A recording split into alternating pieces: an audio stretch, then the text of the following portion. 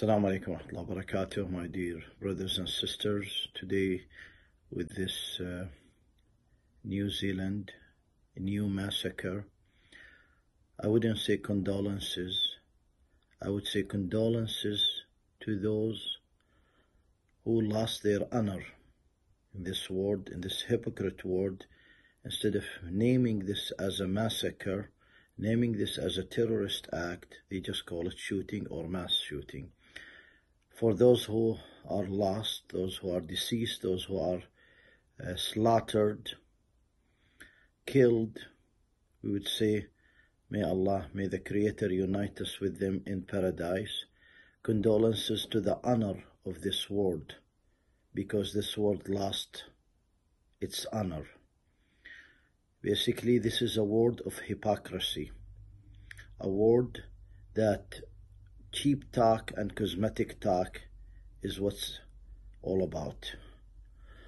If we look at this mass shooting and this particular terrorist mass shooting, you won't just look at the fruit, because what we saw today, it is just the fruit.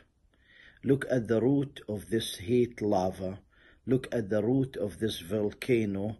You would see the cause of it, not just hate and racism, truly, purely ignorance and unfairness and injustice. And you would see that I'm not just interested today to point certain things and facts, such as it took the police more than 15 minutes to arrive. Why? Do they like to go to work with their shoes shiny and to go home with their shoes shiny? When it comes to shooting or knife fights,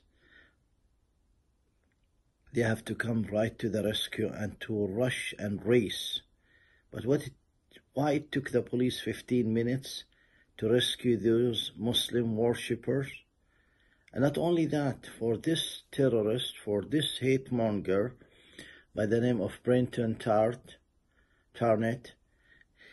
if he sat and heard the speaker, what so-called imam, the one who's giving the sermon on Friday, if he heard him talking, most likely he would hear words of peace, messages of peace, messages to love the country, to be loyal to the country.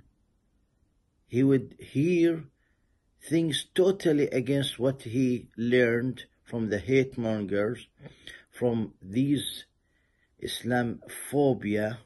And basically, how could we calm the youth?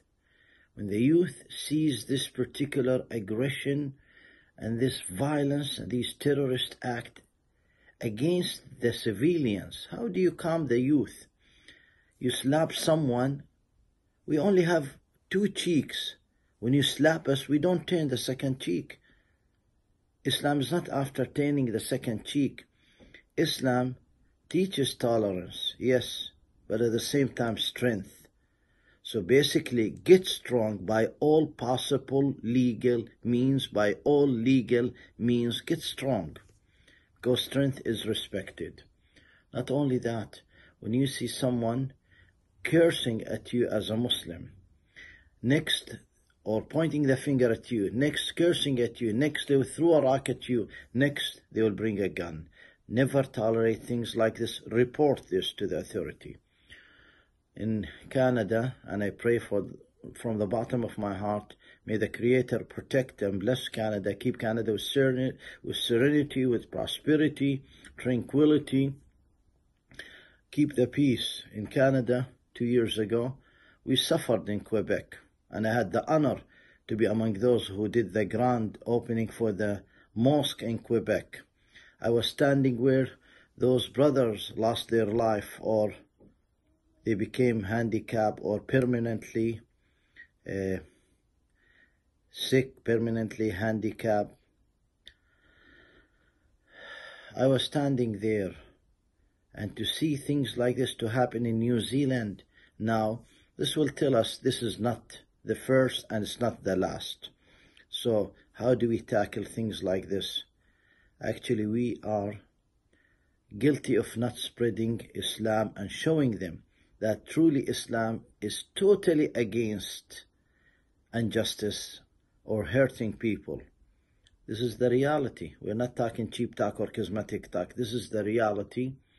To spread Islam, and with us or without us, Islam will spread wherever the sun shines and wherever the night falls, by the dignity of those who are dignified or the humiliation of those who are humiliated, will spread.